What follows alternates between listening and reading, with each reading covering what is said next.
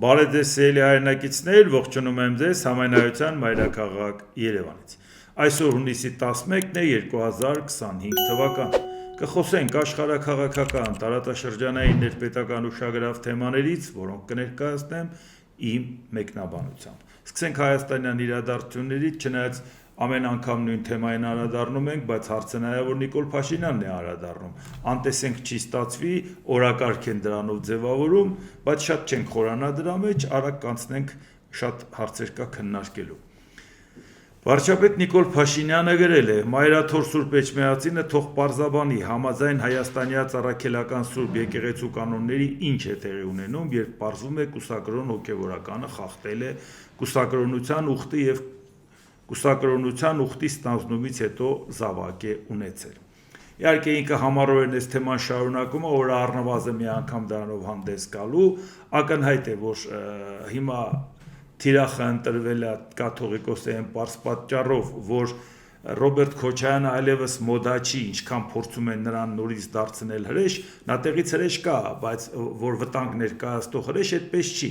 որովհետև եթե 2021 թվականի ընտրություններին, որ ասում էր Պուտինն իմ ընկերն է, ես դաբրո ունեմ, իսկ 21 թվականին աշխարհը Հայաստանի նկատմամբ վերաբերմունքը Ռուսաստանի մի անգամ այն այլ էր, քան 26 թվականին կլինի, եթե 25 թվականին սա է, ոչ Ռուսաստանն առաջվանը, ոչ Հայաստանը, ոչ էլ աշխարհը։ Այդ իսկ պատճառով 2026 թվականով նորից սպառնալ Ռոբերտ Քոչարյանով կամ Սերժ Սարգսյանով, նույնիսկ եթե իրանք ակտիվանան, մեղմ ժպիտ է առաջացնում, որևէ շանս չկա։ Բայց հաշվի առնելով, որ Գարեգին II-ը ուղղակիորեն ասոցացվում է նախկինների հետ, որովհետև ինքը ակտիվ քաղաքական պրոցեսի է մասնակցել, հայտարարություններ արել եւ այլ ու քաղաքական պրոցեսների, բացի դրանից էլ իր կապը Ռուսաստանի հետ դա բացահայտված բան է, այնպես որ հիմա Նիկոլ Փաշինյանը հին խաղն է ուզում խաղալ, ընտրեք ինձ, այլապես կգան այս նախկինները, ուղղակի խաղացողն է փոխվել։ Հին խաղը նոր խաղացողով, Գարեգին II-ով։ Դա իրանց խնդիրն է, որովհետև մեր համար, կոնկրետ իմ պատկերացման համար, ոչ նախկինները, ոչ ներկաները չպետք է լինեն։ Ամեն ինչ պետք է անել, որ երկուսին էլ ճանապարհել տուն։ Դրա համար դա իրանց կռիվն է, թող անեն, երկուսն էլ մեծ ռեսուրս ունեն, թող իրար դեմ պայքարեն։ Բայց արդյունքում դա այն չի, որովհետև երկուսի հաղթանակից հաստատ ժողովուրդը չի հաղթելու, ուղղակի մի մասը նրա կողմը կլինի, մի մասը նրա կողմ, բայց հաստատ մենք ոչ նրա կողմն ենք, ոչ նրա։ Եվ դրա համար մի այսպիսի հարց էլ կա, որ քանի որ Նիկոլ Փաշինյանը շատ է ցենց ձգելու, որ այս հարցը դառնա 2026 թվականի ընտրության թեմա, դրա համար իմ կարծիքով, եթե իմ կարծիքը կհարցնեն, այսօր բնական է Նիկոլ Փաշինյանը ինչքան է ճնշում գործադրի պիտի Գարեգին II-ը հրաժարական չտա, համառորեն չտա, բայց եւ չպետք է թողնի, որ Նիկոլ Փաշինյանը սա լավ ձգի մինչեւ 2026 թվականի ընտրություն եւ դա դարձնի ընտրության թիրախ։ Դա հաստատ Հայաստանի շահերից էլ չի բխում եւ կարծում եմ, որ ինքը չպետք է նաեւ ձգի մինչեւ 2026 թվական։ Եթե իմ կարծիքը հարցնեն, պետքա ցույց տա, որ չի կարող աշխարհիկ իշխանությունը ճնշելով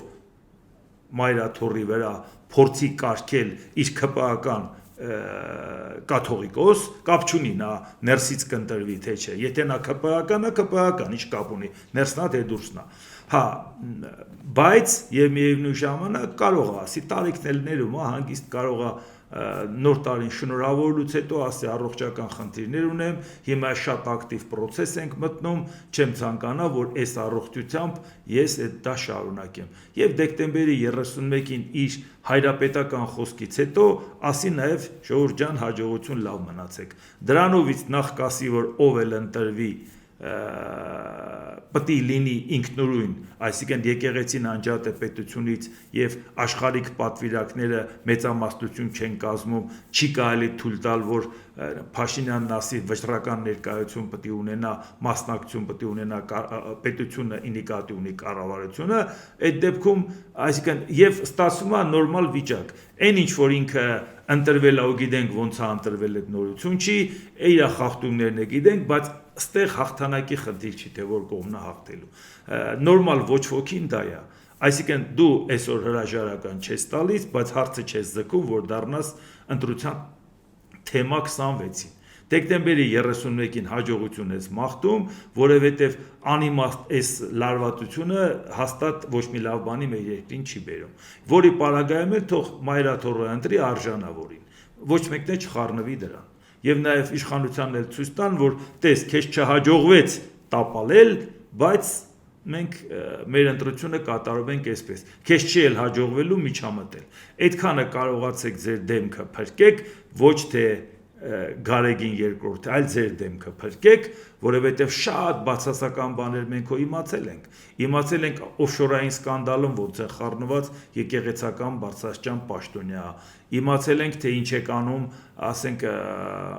Ռուսաստանի թեմը ինչ կարող էր անել, այդ մի խոսքով այդ մասին այնքան ենք խոսել, չեմ ուզում բոլորը կրկնեմ, ուզեմ ասեմ, եթե ուզում են իմանան ճիշտը, պետք է գնան այդ ճանապարհով, որպեսզի հաղթի ժողովուրդը, որպեսզի հաղթի հավատացյալ ժողովուրդը, անունը դնենք ոչ ոքի, բայց Գարեգին երկրորդը ուղղակի տեղը զիջի որևէ արժանավոր տեխնացուի, բայց ոչ այս պահին, ու ոչ էլ ընտրությունների ընթացքում, այսքան մի բան։ Իսկ հիմա մի բան էլ, ուղղակի մարդիկ ասում են 7 տարի ինչի Փաշինյանը ձեն չհանեց, հիմա ասեց, բա ասուղեր թողեն ժամանակ ասեր եւ այլ, իհարկե ասում են, բայց դե գիտեք, Նիկոլ Փաշինյանը ոնց է, օրվա կուրսով, մեկ էլ ասում է ժողովուրդ, այն օրը գնացինք հարսանիք, մեկ էլ տեսանք հանդիսավարը այսինչ մարդկանց կենացը չէր խմում, ոնց կլի, բերեք մի հատ դրանց հետ աշխատանք տանենք, հանդիսավարներն էս անեն, այն օրը պատահական այսինչ բանը կարդացի, մտքովս մի բան անցավ, այսինչ պետք է արվի, այն օրը էս եղավ, այսինքն ինքը ձեզ իրավիճակային մի բան լնում է, թեմայի վրա, վայ, այդ թեմայի մասին չէր մտածել, մեկ է սկսեց մտածել, բայց նենց սևեռուն ընկնում է այդ թեմայի վրա ու գնամ օրերով, ամիսներով դրա մասին խոսում, մինչև ուրիշ թեմա գծակի, ավելի հետաքրքիր, որ դրանով շարունակի։ Հիմա ինչ ստացվեց, ասում են լավ, համառորեն ինչի 7 տարի։ Դե հա, դե հիմա ուղղակի պատահական երեք այդ ամեն ինչը հենց իրանք էլ բացահայտեցին։ Երբ որ Նիկոլ Փաշինյանի տիկինը ասեց, որ ինքը 2 տարով սեպտեմբերից գնում է Չինաստան սովորելու, դե Նիկոլ Փաշինյանը նոր է 50 տարին լրացել, առողջ, նենց նորմալ երիտասարդ խոստումնալից մարդ, հա։ Այսինքն նշանակում է ինքը 2 տարի պետքա լինի կուսակրոն։ Դա է նշանակում։ Հա, դրա համար է հիմա ուշտու միտքը ընկել հիմի այդ մարդկանց ջանը, այն քերակինն ինչ անում, ծանոթը ինչ ա, ում հետա քնում, ով հետա արթնում, ասմա պահքի ժամանակ անգամ իրանք չեն զսպել։ Հիմա ինքը հենց նոր իմացավ, որ տենց զսպելու թեմաներ կա, անզուսպ ձևով հարձակվել է ուրիշների վրա, բալավա, որ ես պատրաստվում եմ 2 տարի ինձ զսպեմ, կարաս կաթողիկոս էլ դառնաս 2 տարով, եթե պետք է քեզ տենց զսպես, ու դա քեզ համար այնքան սկզբունքային է, որ քո ցավ ու դարդը հանես համաշխարհային տիրույթ, ընդհանրապես խնդիր չկա, կարող ես նույնիսկ 2 տարով ընտրվես։ Եթե դա էր այդ ամբողջ պատմությունը, թե որտեղից ծագեց, հիմա որ այդ թեման ամբողջ ուժային կառույցները իրավապահ համակարգը նստացնել տենալ, ով քերակնգա, այդ է շփվում եւ դա դարձնել թեմա։ Ուրեմն արդեն երևի պարզա պատճառը որն է ժողովրդյան։ Իսկ հիմա նայենք, այս հայտարարությունը Փաշինյանի կարդացինք, իմացանք։ Հիմա նայենք, տեսնենք ինչ է հայտարարել Ադրբեջանի Փաշազադեն։ Ադրբեջանի Կովկասի մուսուլմանների վարչության նախագահ Ալա Շուքյուր Փաշազադեն ասել է. հայ առաքելական եկեղեցին ռևանշիստական քարոզ է անում, իր ժողովրդին տանում է դեպի աղետ։ Փաշազադեն բողոքի նամակ է հղել եկեղեցիների համաշխարհային խորհրդի գլխավոր քարտուղարին, ընդգծելով, որ կրոնական առաջնորդները պետք է ծառայեն միասնական արարչին եւ ճշմարտության, խթանեն խաղաղությունն ու փոխըմբռնումը եւ չսադրեն հակամարտություններ։ Ես կոչ եմ անում եկեղեցական համաշխարհային խորհրդի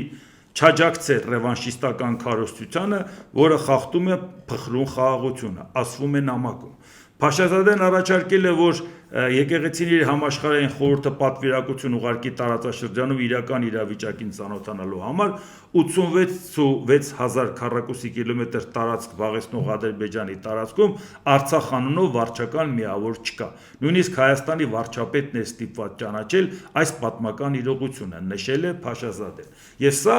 տարածված էր այսօր ամբողջ մեդիան սա էր քննարկում ողողված։ Դե բնական բանա ոնց չարադառնաց դրան։ Առաջինը նախ ինքը քննադատում է հայ առաքելական եկեղեցուն ոչ թե Գարեգին II-ին։ Նախորդ անգամ Գարեգին II-ին էր քննադատում, ասում էր այդ հանդիպելու բան չունեմ, ինքը քաղաքականությամբ է զբաղվում, բայց հիմա անգամ Գարեգին II-ի անունը չի տալիս, ինքը միանգամից նշում է հայ առաքելական եկեղեցին։ Եթե խոսքը վերաբերում է քննադատական խոսք է հնչեցնում եւ եկեղեցիների համաշխարհային խորհրդին է ուղարկում, պատասխանով պետք է տա։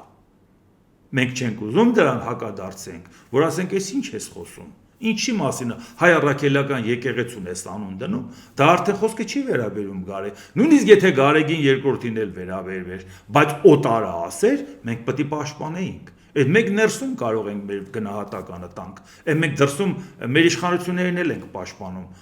ինչի մասին է խոսքը։ Այդ ներսում ինչ ասում ենք, այդ մենք ենք ասում, մենք մեր տունը։ Բայց դրսում եթե որևէ մեկը մեր իշխանությանը անհարգալից խոսում է, Ռուսաստանից որ անհարգալից խոսացել են, քիչ եք լսել ինձանից, որ տասնապատիկ անհարգալից եմ ասել, այն անգամ հեռուստաեթերով, որ նույնիսկ ասել են լավ գոնե կոռեկտության սահմանում մնանք։ Այն դեպքում, երբ որ Ռուսաստանի աուսարսափը տարածված էր Հայաստանում, այն դեպքում, երբ որ մտածում են, որ Ռուսաստանը 3 օրում Ուկրաինան գրավելու է, լա դուք էլ ձեր հալը կտեսնեք։ Այսինքն չեմ ասում հիմա եմ մենակ ասել, հիմա ավելի մեղմ եմ ասում, որովհետև էլ արդեն ինչ ասում, սաղ աշխարհը տեսավ ինչա կատարվում։ Ես այն ժամանակ էի ասում, որ չէին տեսնում ինչա կատարվում։ Ինչի եմ ասում, առաջինը պետք է հակադարձել եւ երկրորդ, Նիկոլ Փաշինյանով ինքը իրան ճշմարտությունը ուզում է անցկացնի, որ Նիկոլ Փաշինյանն էլ է այդ պատմական իրողությունը ընդունել։ Շատ վատ է արել, որ Նիկոլ Փաշինյանը այդ պատմական իրողությունը ընդունել է, որովհետեւ Նիկոլ Փաշինյանը եթե 2020 թվականի պատերազմից հետո ասել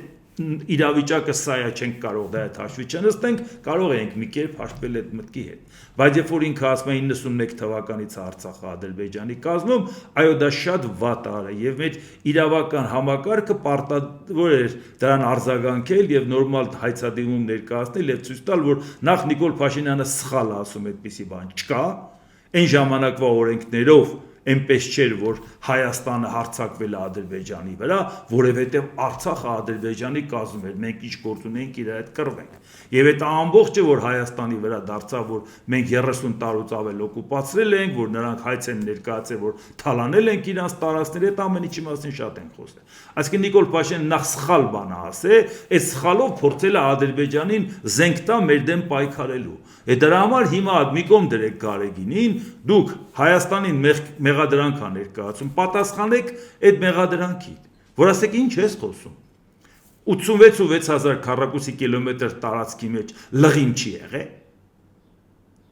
Արցախը եղել է Ադրբեջանի կազմում, Լեռնային Ղարաբաղը ինքնավար մարզ, կարգավիճակ ա ունեցել խորհրդային միության կազմում։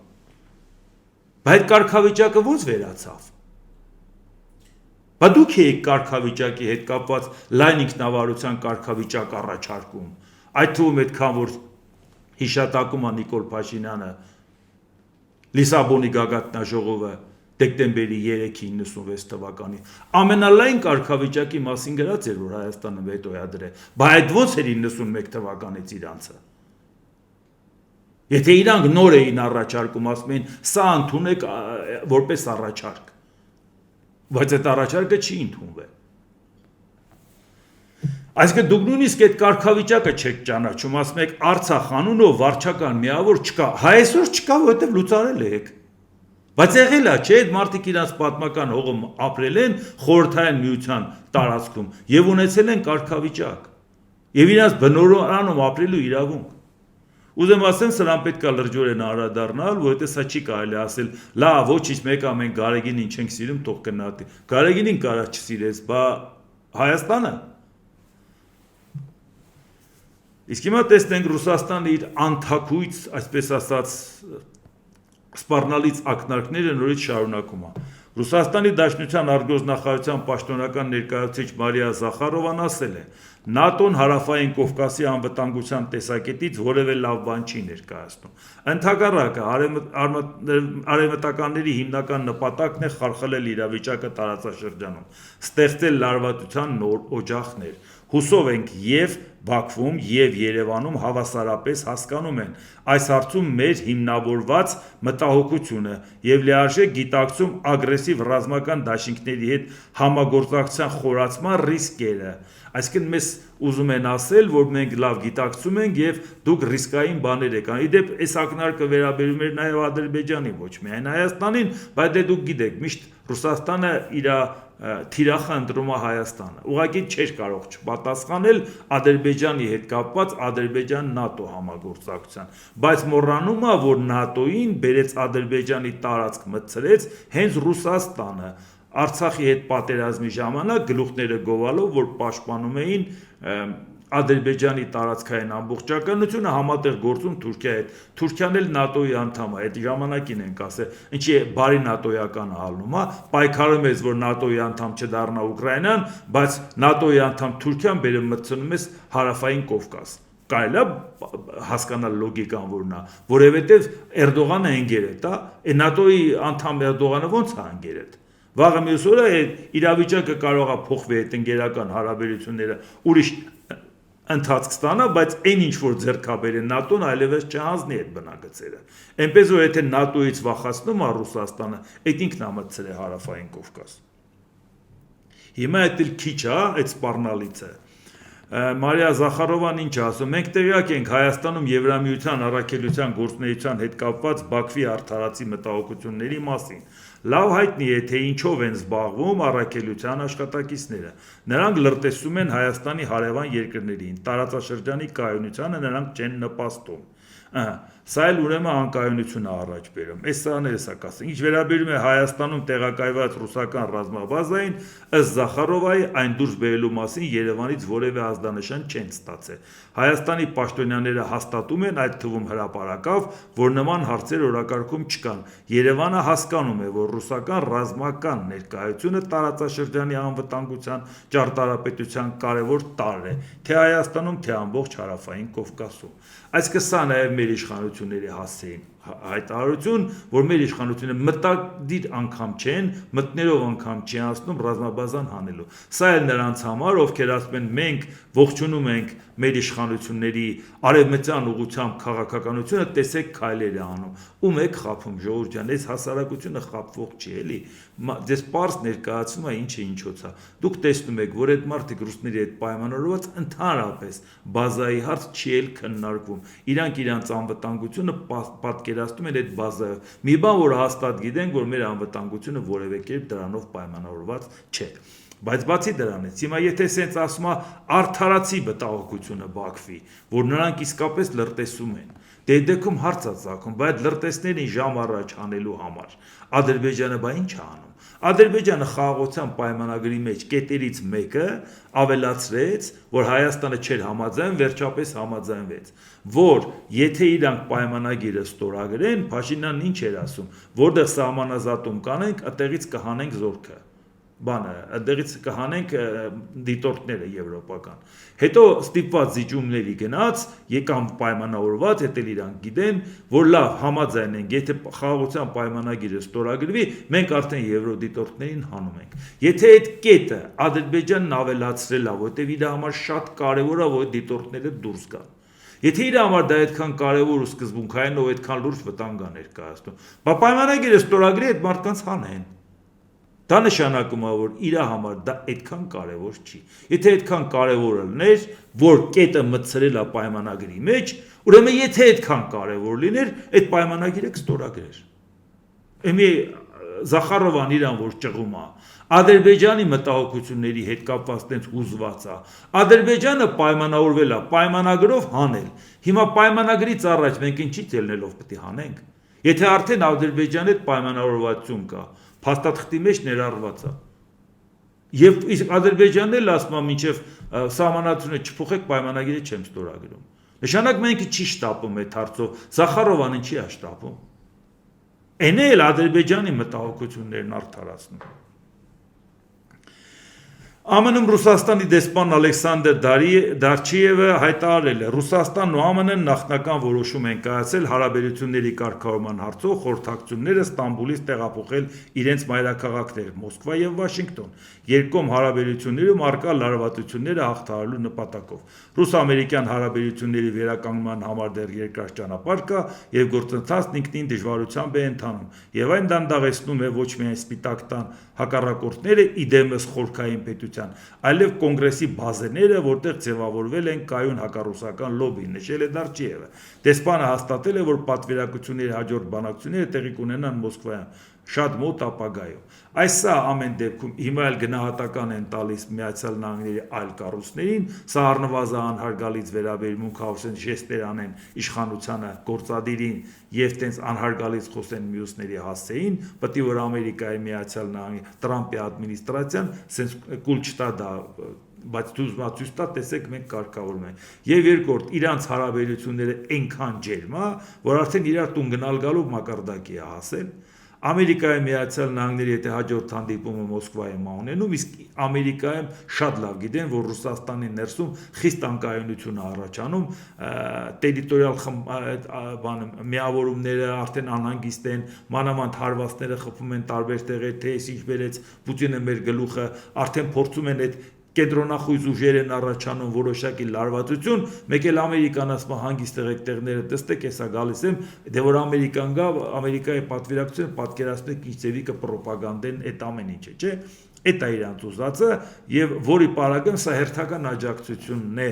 Ռուսաստանին, որ տեսեք, մենք որ գանք, դուք էլ նորմալ ձևով ներկայացնեք, այդ մարդիկ կասեն, լաս սպասենք, տեսնենք ինչ է ալնում, ոնց որ թե Ամերիկայի հետ կարգավորումը, չմտածենք ներսից պայթեցումների մասին, որովհետև տեսնում են, որ դա լուրջ դժգոհություններ է երկրի ներսում առաջացրել։ Ամերիկայի եւ Չինաստանի միջև կնքվել է նոր գործարք, որը վերջնական հաստատման փուլում է երկու երկրների առաջնորդների Դոնալդ Տրամփի եւ Սի Ցզինպինի կողմից։ Համաձայնությամբ նախատեսվում է, որ Չինաստանը սկզբից կմատակարարի բոլոր անհրաժեշտ մագնիսներն ու հազվագյուտ հողային մետաղները։ Նույն պայմանագրում ամերիկյան կողմը պարտավորում է չինացի ուսանողներին թույլ տալ սովորել ամերիկյան համալսարաններում, ինչը Թրամփը ներկայացրել է որպես դրական քայլ։ Ըստ պայմանավորվածության Ամերիկան սահմանում է 55% մաքսատուրք, իսկ Չինաստանը 10%։ Հարաբերությունները գերազանց են, շնորհակալություն այս հարցին ուշադրություն դարձնելու համար։ Իհարկե, այն ինչ որ Դոնալդ Տրամփը փորձում է Ամերիկայի հետ հարաբերությունը կարգավորել, որտեղ ինքն է փչացրել, այդ պարզ է։ Բայց նույնիսկ եթե ինքը մաքսատուրք է սահմանում 55% չինական ապրանքների վրա, արդյունքում ինչ է ստացվում, կամ չինական ապրանքը ամերիկացի գնորդը առնելու է թանկ, կամ չինական ապրանքը ամերիկացի գնորդը չի առնելու է տեղական արտադրության նորից թանկ, որովհետև 100 անգամ ենք ասել, չի կարող ամերիկյան արտադրանքը ավելի էժան լինել, քան չինականը։ Այն պարզ պատճառով, որ Ամերիկայի ապրանքի մեջ նստած է ամերիկյան կենսամակարդակ, որը 4.5 անգամ գերազանցում է Չինաստանի կենսամակարդակը։ Որևէ ձևով միայն առաջավոր տեխնոլոգիաներով հնարավոր էր առաջ գցել դա, այսօր դա դեռ չի կարողանում ամբողջությամբ փոխարինել մարդկանց, բացի դրանից չինացիներն էլ առաջավոր տեխնոլոգիայի հարցում հետ ընկած չեն։ Այդ իսկ պատճառով այս քայլը նորից լինելու է ամերիկացի սպառողի հաշվին, որտեղ դա եկամուտներ չի բերելու, դա կորուստներ է բերելու։ Դե հիմա կյանքը ցույց կտա, կնայենք ինչա կատարում։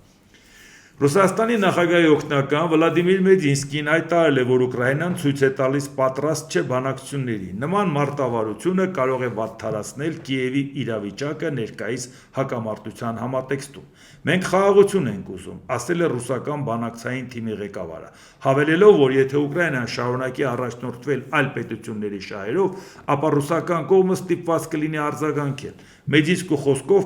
փոխզիջման չգնալը Ուկրաինային կարժենա մի շարք նոր տարածքներ։ Հիմա ես ասեմ, հետո շարունակությունը կասեմ։ Առաջին ինչ է նշանակում, եթե չհամաձայնվես նոր տարածքներ։ Դուք ասում եք, որ այն տարածքները, որը որ հանրաքվե են կարել եւ միացրել ենք Ռուսաստանին, մենք այդ ենք ուզում, դրան ենք դեր, մենք ուրիշի հողը չենք ուզում, այնտեղ ռուսներ են ապրում, գնացել ենք նրանց իրավունքները պաշտպանենք։ Այդ ռուսներից մարդ չեն թողել, լրիվ դրել, ավերել են մարդիկ ամեն մեկը կամ զոհվել են կամ տարբեր տեղերի վրա գնացել են, փլատակներ ու ավերակներ մնացել, բայց լավ, ֆորմալ առումով գնացել են, որ ռուսներին օգնեն։ Բայց ինչ է նշանակում, եթե համաձայնության չգանք, նոր տարածքներ կվերցնենք։ Այսինքն նշանակում է շանտաժ։ Կամ տուր իմ ուզածը, եթե չէ, ես ավելին կվերցնեմ։ Այդ էիք դուք արդարացնում պատերազմը, հատուկ ռազմական գործ։ Այն նույնն էլ Ալիևն էր ասում, որն էլ մեզ համոզում էր Նիկոլ Փաշինյանը։ Ուղղակի Զելենսկին Փաշինյան չի, որ Նիկոլ Փաշինյանը գնաց գյուղացիների հետ հանդիպեց ու ասաց անպայման պետք է համաձայնվենք այդ 4 գյուղը տանք, որից ոչ բոլորն ամեր վերահսկողության տակ, թե չէ պատերազմով կմտնեն, ավելի շատը կվերցնեն։ Բերեք շուտ տանք, քանի ավելի շատը չեն վերցրել, որ մարդկանց համոզեց, որ ինչա դուք ուզում եք ավելի շատը հանձնեք։ Այսինքն, եթե Զելենսկին էլ լներ այդպեսի մտածեր, այո, կարող էր դրանով արդարացվեր, բերեք շատ արագ էս, որը վերցրել են, բոլորը տանք իրանց։ Իսկ ձեր ակնարկը դա է։ Դուք ինչ-որ կոնկրետ ծրագիր ունեիք, կոնկրետ մարզերի հետ կապված։ Ինչ է նշանակում, եթե համաձայն չես սա հանձնես, ավելի առաջ կգնանք։ Ավելի առաջ գնում ես, որ ինչ անես։ Եթե դա քո հողը չի։ Այսինքն դու ագրեսոր ես, շարունակում ես պատերազմը։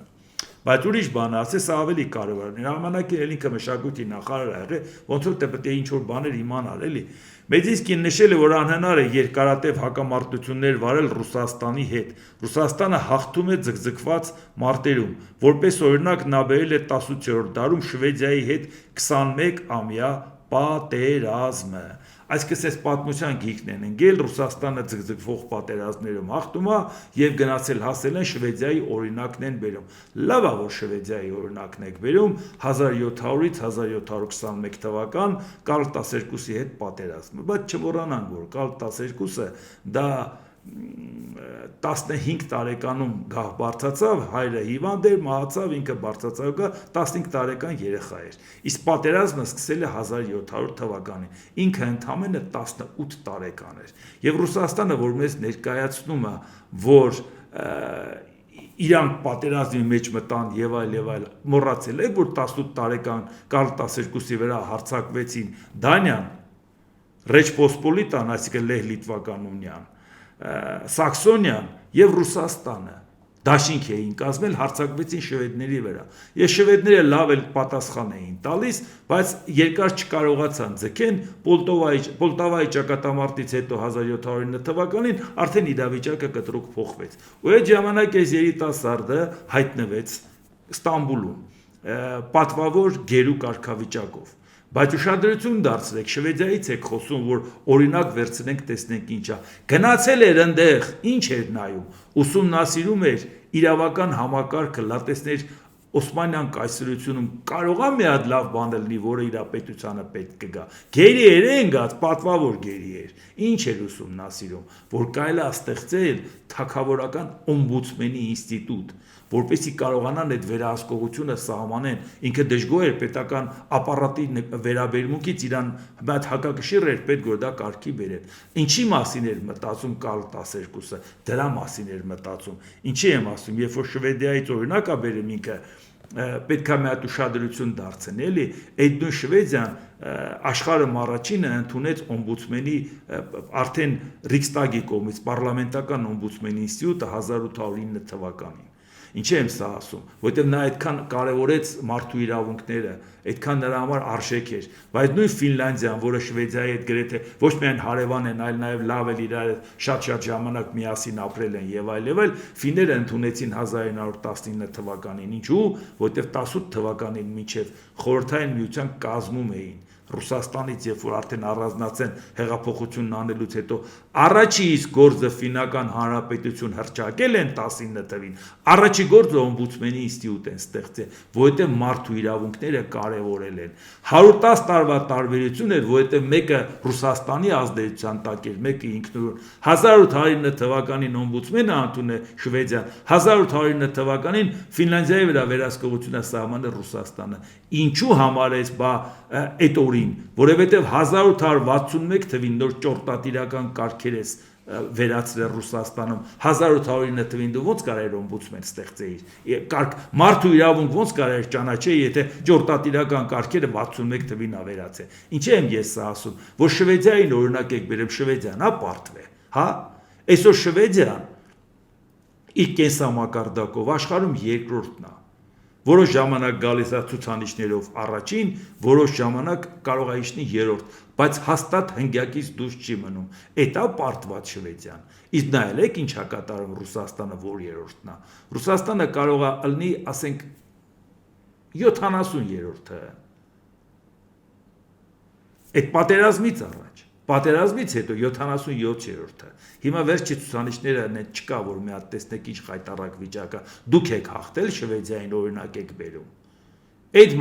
մարդու համար է ստեղծված։ Այսօր մենք սովետի ազդեցության տակ դեռ մնացել ենք, Հայաստանում դեռ կռիվ են անում մարդու իրավունքների հետ կապված այդ կառույցը իշխանությանը ծառայի, թե ընդդիմությանը, ոչ մեկը չի մտածում, որ ժողովրդին պիտի ծառայի, էլի, այսինքն դեռ մենք այդ սովետի մակարդակից դուրս չենք եկել, ձևի համար մի բան ստեղծենք, եվրոպացիներին դուր գանք, բայց հոգեբանորեն մենք դրան պատրաստ չենք մի բանի, որ շվեդը ինքը ստեղծել է իր դեմ պայքարելու համար, շվեդը թագավորն ստեղծել է իր դեմ, իր կառավարության դեմ։ Այս է տարբերությունը, որ մենք ասում ենք սա Ռուսաստանն է, սա Եվրոպան, դա մենակ չի վերաբերվում Պուտինին կամ որևէ մեկին։ Այս արժե համակարգերից ենք խոսում, մարդու իրավունքների մասին, մարդու դերը հասարակության մեջ։ Երբ որ Շվեդիայից օրինակ է բերում Մեդինսկին, լավ կլներ մի հատ էլ նայել, էլի։ Մեդինսկին կարծիքի հայտնել, որ արևմուտքը սխալ է թույլ տալիս գնահատելով ուկրաինական իրավիճակը որպես Անգլիայի եւ Ֆրանսիայի միջև հակամարտության նման մի բան։ Սա պայքար է ընդհանուր լեզու եւ մշակույթ ունեցող երկու պետությունների միջև, որոնք ըստ էության մեկ ժողովուրդ են։ Դա նման է երկու եղբայրների ավագի եւ կրտսերի միջև կոնֆլիկտի, թե ով է ավելի խելացի եւ կարեւոր։ Այս հակամարտությունը ցավոք խորացնում է մեր տարաձայնությունները։ Ուստի մենք ցանկանում ենք, որ այն հնարավորինս շուտ ավարտվի, ասել է Մեդինսկին։ Միայն մի բան է մոռանում, որ ավագ եւ կրտսեր եղբոր, որ ասում է ավագը ով է։ Ռուսաստանը միշտ մտածում է, որ եթե ինքը մեծ է, ուրեմն ինքը ավագ եղբայրն է, ավագը տարիքով է որոշվում։ Եթե մենք նայում ենք, որ եղբայրներ են ու ասում են Հայաստանի հետ էլ ենք եղբայր, Հայաստանի հազարամյա պատմությունը պետք է նայի ու իմանա, որ ավագը մենք ավագը տարիքով մեծն է, ոչ թե էշ մեծացած մի հատ ջահելը, որ գասի մեծը ես եմ, ինչի որտե բիլակներս ավելի մեծ է։ Մինչև Ռուսաստանը չհասկանա, որ չափերով չի ավագը որոշվում, այլ տարիքով է որոշվում, իսկ տարիքով հաստատ իրանք Ուկրաինայից առաջ չեն։ Որ պատմությունով ուզում եք նայեք, մեկը դուք չեք հասկանա, հետո էլ մարդուն գնում են սպանում են, ասում են դե մենք մի աղբեր ենք, դուք ինչ եք այդ ամեն ինչին խառնվում։ Բայց Ռուսաստանից փոխարտգործ նախարարն ինչ է ասում Սերգեյ Ռաբկովը, Ռուսաստանն անհանգստացած է Ուկրաինայի վրա ազդելու եւ էսկալացիան դադարեցնելու ռուսական կողմի խնդրանքին արևմտյան երկրների արձագանքի բացակայությունից։ Քննարկումը վերաբերում էր Ուկրաինայի հարձակումներին ռուսական ռազմական օդանավակայանների վրա։ Մենք տեսանք արհամարանքի տագնապալի դրսևորում այն պետությունների կողմից, որոնք իրական ժամանակում կառավարեցին այս գործունեությունը, ասել է փոխարտգործ նախարարը։ Հիմա տեսեք, այսինքն բան չեք տես խնդրում արևմուտքին։ Այդ ինչ եք այդ օրնենք, այդ ինչ տագնապ եք ապրում, որ արհամարում են անգամ ձեզ, բան չի չեն վախենում ձեր սպառնալիքներից։ Այդ Հայաստանը չի է, որտեղ էլ մարդիկ ունենակ ձեր շահերը պաշտպանեն ու ձեր սպառնալիքը հող ունենա այստեղ։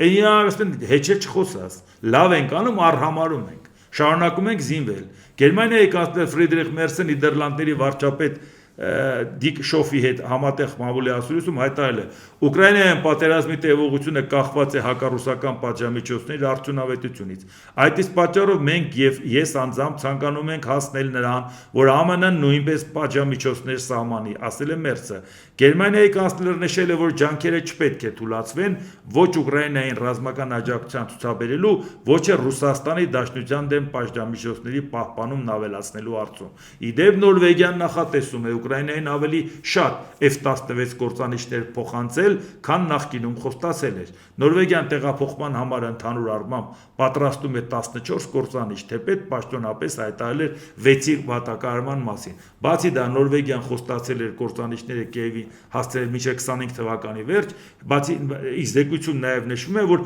ելի ուրիշ ռազմատեխնիկա նաև պատրաստում տալ։ Հիմա տեսեք, իսկ այդ ընթացքում Ամերիկան ինչ անում, Պենտագոնի ղեկավար Փիթ Հեքսեթը ԱՄՆ կոնգրեսի ներկայացուցիչների պալատում կայացած լսումների ժամանակ ասել է. ՆԱՏՕ-ի և ԱՄՆ-ի դաշնակիցները իրենք պետք է ապահովեն իրենց պաշտպանության կարողությունները, այդ թվում զսպելու Ռուսաստանին։ Հեքսեթի խոսքով այս ամենին զուգահեռ ԱՄՆ գրգռված է նաև իր ներկայության մեծացմամբ Հնդկախաղաղօվկիանոսյան տարածաշրջանում, այսինքն Եվրոպայից դուրս։ ՆԱՏՕ-ի մեր դաշնակիցները Ռուսաստանին զսպելու տնտեսական ուժ ունեն, երբ մենք մեր ուշադրությունը տեղափոխում ենք Խաղաղ օվկիանոս, մենք ակնկալում ենք, որ ՆԱՏՕ-ի մեր դաշնակիցները ավելի շատ ռեսուրսներ կհատկացնեն պաշտպանությանը, որպեսզի ստեղծեն ուժեղ զսպող վահան Եվրոպայում, ասել է Հեքսեթը։ Իհարկե մեզ համար շատ կարևոր է, որ Եվրոպան իր վրա հույսը դնի եւ զինվի, եւ նաեւ հասցվի համախառն ներքին արդյունքի 5%-ին ոնց որ խոստացել են, որոշ երկրներ կամաց հասնում են, որոշ երկրներ էլ հետո կհասնեն, որտեղ դա շատ կարևոր է Ռուսաստանին զսպելու համար, եւ բացի դրանից միևնույնն է, լավ կլինի, որ Ամերիկայի Միացյալ Նահանգները նորից շարունակեն այնպես վարվեն, որպես ընդունված էր ասել հավաքական Եվրոպա, հավաքական արևմուտք շարունակեն այդպես ասեն, Ամերիկային չտարանջատեն դրանից։ Իսկ Գերմանիայի դաշնային հետախուզական ծառայության հեռացող ղեկավար Բրունո Կալը հայտարարել է, որ Ռուսաստանը Ուկրաինան դիտարկում է որպես ՆԱՏՕ-ի երկրների վրա հարձակվելու միջանկյալ փուլ։ Մենք բացարձակապես վստահ ենք եւ մենք ունենք հետախուզական ապացույցներ, որ Ուկրաինան Ռուսաստանի դեպի արևմուտք ճանապարհին ընդամենը մեկ քայլ է, ասել է Բրունո Կալը։ Նրանք այլևս չեն հավատում, որ ՆԱՏՕ-ի 5-րդ հոդվածը գործում է, երբ որ Ամերիկան ասեց, որ խփենել մեր պետքը չի, եթե փողերը չեն տալի, չեն կօգնելու։ Եվ նրանք ցանկանային փորձարկել այն։ Նրանք ցանկանում են ՆԱՏՕ-ն վերադարձնել այն վիճակին, որում այն գտնվում էր 90-ականների վերջին։ Նրանք ցանկանում են Ամերիկային դուրս մղել Եվրոպայից եւ կօգտագործեն ցանկացած անհրաժեշտ միջոց դրան հասնելու համար, հավելել է գերմանական հետախուզության ղեկավարը։ Սա էլ նաև Եվրոպայի համար է, իհարկե մենք հասկանում ենք նաև, որ այն վախացնելը, որը որ կա հասարակությանը, նաև ունի նպատակ, որ ընտրողը հասկանա, որ պետք է զինվեն, մենք օբյեկտիվորեն կարող ենք նշել, որ շատ դրական է մեզ համար, որ Եվրոպան զինվի եւ նախապատրաստվի Ռուսաստանի դեմ պատերազմի, որտեղ իրանք ասում են, որ դա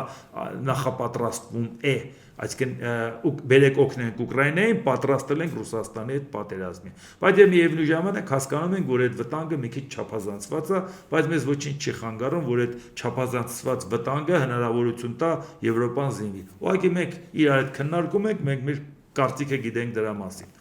Լեհաստանի վարչապետ Դոնալդ Տուսկը հայտարարել է, որ իր երկիրը միջուկային պաշտպանության երաշխիքներ է ստացել Ֆրանսիայից։ Սա այն երկիրն է, որի հետ կապված մենք բարեկամ երկիր ենք, մտածում ենք, որ մեր անվտանգությունն էլ կարող ենք պատվիրակել Ֆրանսիային, կարող ենք Ֆրանսիայի միջոցով այս եվրոպական անվտանգության մաս կազմենք, որտեղ նոր է ստեղծում այդ կամավորների համույթը, որը միայն եվրոպական երկրներ չեն։ Այսինքն մենք ունենք հնարավորություն այն երկրի միջոցով, որը բարեկամ պետություն է։ Եվ դրա համար տեսեք, հիմա Տուսկը արդեն խոսում է պայմանավորվածությունների մասին, որ միջուկային պաշտպանության երաշխիքներ է ստացել Ֆրանսիայից։ Ես շատ հպարտ եմ, որ մենք ավարտեցինք աշխատանքը եւ պայմանագիր կնքեցինք Ֆրանսիայի հետ։ Մենք առաջին անգամ պարտավորություն ունեցանք խոշոր միջուկային տերության կողմից հարձակման դեպքում լիակատար փոխադարձ պաշտպանության վերաբերյալ։ Ավարտում ենք նույն աշխատանքը նաև Բրիտանիայի հետ պայմանագրի վրա, հայտարարել է Լեհաստանի վարչապետը։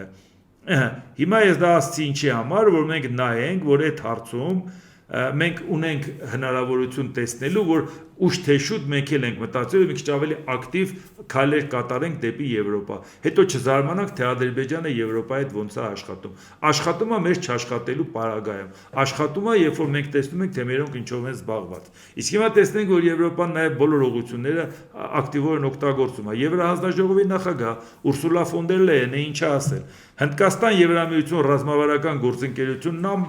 ամրապնդվում է։ Մենք աշխատում ենք ռազմավարական օրակարգի վրա,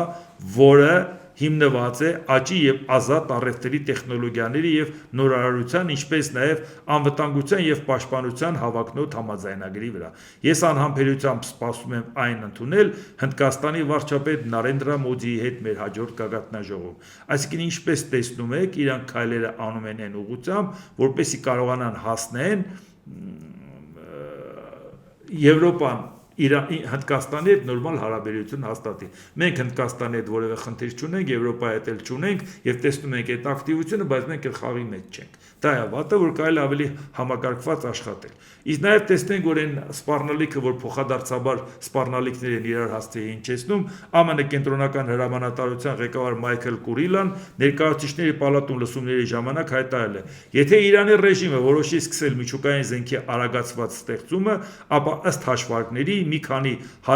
հարստացման օբյեկտներում արկա պաշարներն ու ցենտրիֆուգերը բավարարեն առաջին 25 կիլոգրամ զենքի միջուկային նյութ մոտ 1 շաբաթվա ընթացքում եւ մինչեւ 10 միջուկային մարտագլխիկ 3 շաբաթում արտադրելու համար։ Եթե Իրանը միջուկային զենք ստանա, տարածաշրջանի մյուս երկրները կանեն ամեն հնարավորը միջուկային զենք ձեռք բերելու համար, կամ զարգացնեն այն, կամ գնեն, որպեսզի կարողանան Իրանի նկատմամբ զսպող ներուժ պահպանել, ասել է Մայքլ Կուրիլան։ Կուրիլան հավելել է, որ ԱՄՆ զինված ուժերը պաշտպանության նախարար Փիթ Հեքսեթին եւ նախագահ Թրամփին տրամադրել են մի շարք ռազմական տարբերակներ Իրանի միջուկային ծրագրի շուրջ խնդիրը լուծելու համար։ Այսինքն ռազմական ճանապարհով հարցը իրանք փակված չեն համարում, ժողովուրդ ջան։ Եթե իրանք փակված չեն համարում, մենք էլ դիճա համարենք։ Այդ իսկ պատճառով հիմա նայենք Իրանից փոխադարձ սպառնալիք է հնչում։ Իրանի պաշտպանության նախարար բրիգադի գեներալ Ազիզ Նասիզադեն արձագանքել է որոշ երկրների կողմից Թեհրանին ուղղված սպառնալիքներին